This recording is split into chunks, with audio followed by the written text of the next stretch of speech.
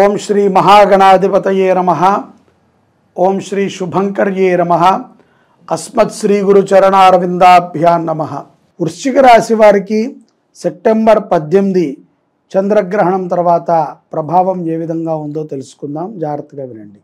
వృశ్చిక రాశి వారికి ఈ చంద్రగ్రహణము చాలా శుభప్రదమైనటువంటి యోగ్యాలనే తెచ్చిపెడుతుంది. ముఖ్యంగా మీ యొక్క జీవితంలో కొన్ని మార్పులు రానున్న 2-3 నెలల్లో రాబోతున్నాయి. అలాగే విదేశాలలో ఉన్నటువంటి వృశ్చిక రాశి వారు గృహము కానీ ఖరీదైనటువంటి వస్తువులను కానీ కొనుగోలు చేసి కీర్తి ప్రతిష్టలని సంపాదించుకోగలుగుతారు. ఈ యొక్క గ్రహణ ప్రభావము చేత గ్రహణము ఇచ్చేటువంటి శుభ అనుగ్రహం చేత ఎన్నో గొప్ప విజయాలని మీరు సాధించగలుగుతారు. ఆకస్మికమైనటువంటి ధనప్రాప్తి కూడా స్త్రీలకి కానీ పురుషులకి కానీ లభ్యపడేటువంటి అవకాశములు స్పష్టంగా గోచరిస్తున్నాయి. ఈ యొక్క చంద్రగ్రహణ ప్రభావము ఆరోగ్యాన్ని కూడా కుదుటపరుస్తుంది.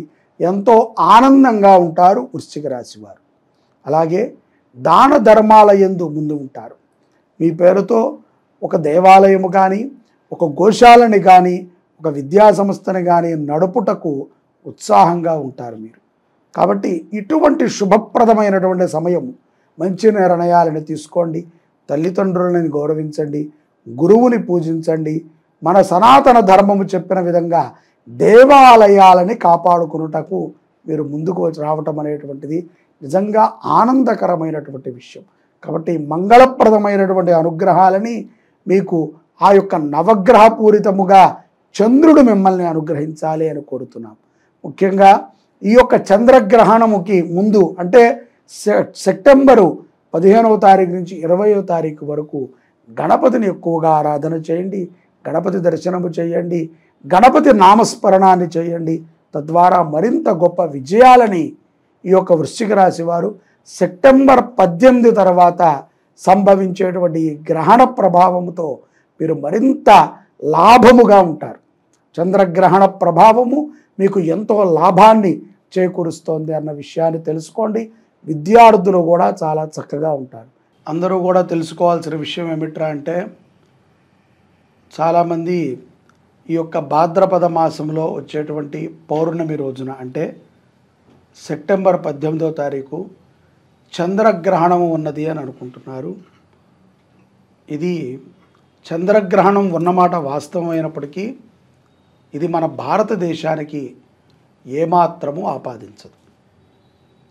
అమెరికా ఇత్యాది దేశాలలో ఉన్నది తప్ప భారతదేశంలో దీనికి ఎటువంటి నియమాలు కానీ పాటించాల్సిన అవసరం లేదు. కానీ ఈ యొక్క చంద్రగ్రహణ ప్రభావం చేత కొన్ని రాసుల వారికి ఇబ్బందియుక్తంగా మారవచ్చు, కొంతమందికి అనుకూలంగా కూడా ఉండవచ్చు. ఇది కూడా తాత్కాలికము మాత్రమే తప్ప మరొకటి కాదు. ఎటువంటి శాంతులు పూజలకి అవశ్యము లేదు. తెలుసుకుంటాం వరకే ఈ ప్రభావం ఏదైనా ఉంటుందా అని. ఎందుకంటే సెప్టెంబర్ 18వ తారీఖు పౌర్ణమి బుధవారం రోజున ఈ చంద్రగ్రహణము మనకి ఏమాత్రము లేదు. రాత్రి కాలంలో ఉంటుంది, కానీ భారతదేశంలో ఏమాత్రము లేదు.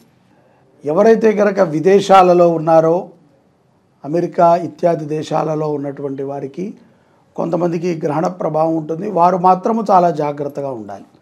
గర్భిణీ స్త్రీలు కానీ వృద్ధులు కానీ అక్కడ ఉన్నటువంటి కాలమాన పరిస్థితుల ప్రకారంగా గ్రహణము ఏ సమయంలో సంభవించిందో చూసుకుని ఆ సమయానికి 1 గంటకు కానీ 2 గంటల ముందు కానీ ఏమీ తినకుండా ఉండాలి. గ్రహణము విడిచిన తర్వాత ఉదయాన్నే నిద్రలేచి తొందరగా కాలకృత్యములు నిర్వర్తించుకుని దీపారాధన చేసిన తర్వాత ఏదైనా భుజించడం మంచిది.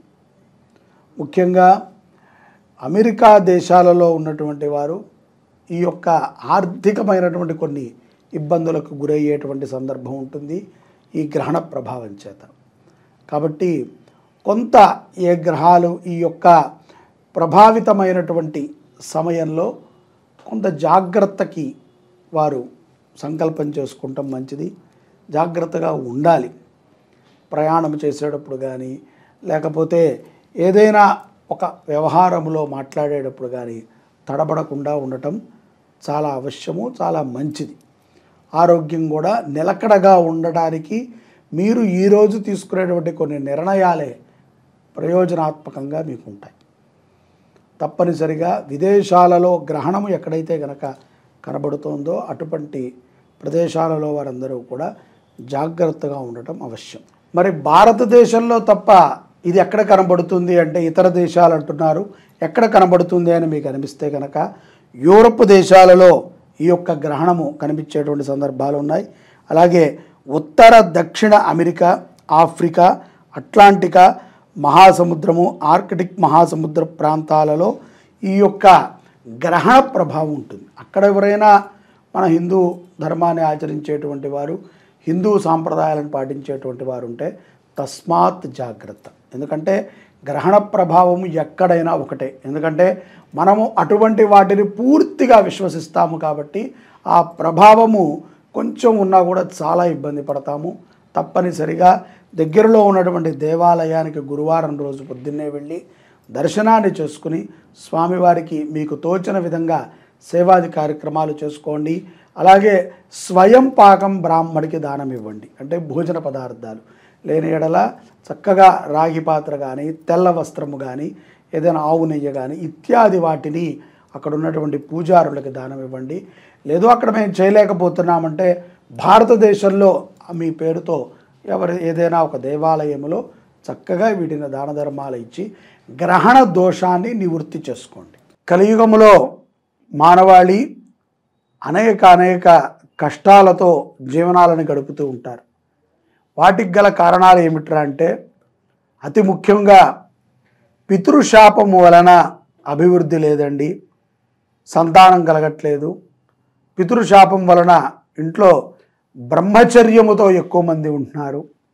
లేకపోతే పితృశాపాల ద్వారా పెళ్ళైనప్పటికీ కూడా విడివిడిగా ఉంటున్నారు, పిల్లలు పుట్టట్లేదు, అభివృద్ధి లేదు. ఒకప్పుడు చాలా బాగుండే వాళ్ళము, ఇప్పుడు క్రమేపీ అప్పుల పాలైపోయాము, అవమాన పాలైపోయాము, దుఃఖంలో ఉంటున్నాము. ఆడపిల్లలకి ఒక పెళ్ళి కాదు 4-5 పెళ్ళిళ్ళు అవ్వటము, 2-3 పెళ్ళిళ్ళు అవ్వటము జరగటము.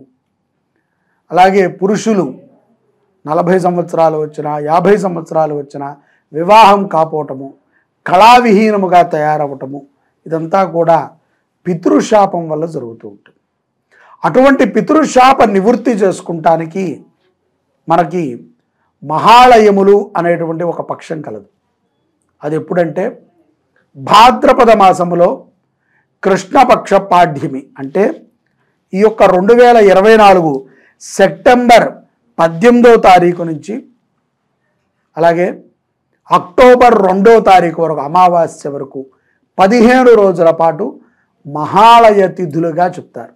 అంటే పాడ్యమి నుంచి అమావాస్య వరకు 15 తిథులలో ఏదో ఒక తిథిన మన ఇళ్లల్లో, మన తల్లిదండ్రుల్లో ఎవరైనా పెద్దవారు మరణించి ఉంటే వారి పేరు మీద మన తరము కోసమై స్వయం పాకం దానం ఇవ్వటము, విశేషమైనటువంటి దాన ధర్మాలు చేయటము చేస్తూ ఉంటారు. ఇలాంటి ఒక శుభ సమయంలో శ్రీ శుభంకరి సేవా సమితి నుంచి ఈ యొక్క సెప్టెంబర్ 29వ తారీఖు కృష్ణ ద్వాదశి ఆదివారం రోజున మన వృద్ధ గోశాల, అంటే ఇక్కడంతా కూడా ముసలి ఆవులు ఉంటాయి, ముసలి తరము ఆవులు, రైతుకు బరువుగా ఉన్నటువంటి ఆవులను తెచ్చి మేము పోషిస్తూ ఉంటాం.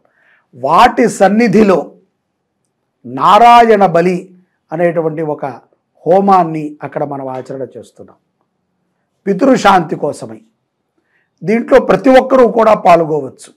అది చాలా సులభం. పరోక్షంగానైనా ప్రత్యక్షంగా మీరు రాదలిచి అక్కడ పాల్గొదలిచినా మీరు కింద కనిపించేటువంటి నెంబర్కి కాంటాక్ట్ అయ్యి మీ వివరాలను తెలిపినట్లయితే ఎలా పాల్గొవారో వారు చెప్తారు.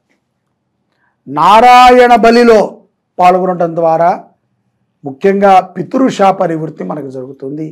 కుటుంబ అభివృద్ధి, గృహములో కళ్యాణములు జరుగుతాయి, ఆనందము విరజిల్లుతుంది, అపారమైనటువంటి లక్ష్మీ కటాక్షాన్ని పొందుతారు. మీరందరూ కూడా నారాయణ బలిలో పాల్గొనండి. సెప్టెంబర్ 29వ తారీఖు ఆదివారము ద్వాదశి జరిగేటువంటి యొక్క నారాయణ బలిలో మీరు మీ యొక్క కుటుంబంలో ఎవరైతే కనుక మరణించి ఉన్నారో వారి పేరుతో నారాయణ బలి కార్యక్రమంలో పాల్గొనడం ద్వారా మరణించిన వారికి మోక్షం లభిస్తుంది. గోవు వైతరణి నది, ఎవరైతే కనుక మన ఇళ్లలో మరణించిన వారు ఉన్నారో వారిని ఆ వైతరణి నదిని అట్టే దాటి వేస్తుంది. తద్వారా వారు మోక్షానికి వెళతారు. మనకి ఉన్నటువంటి దారిద్ర్యములన్నీ కూడా తొలగుతాయి. జై శుభంకరి.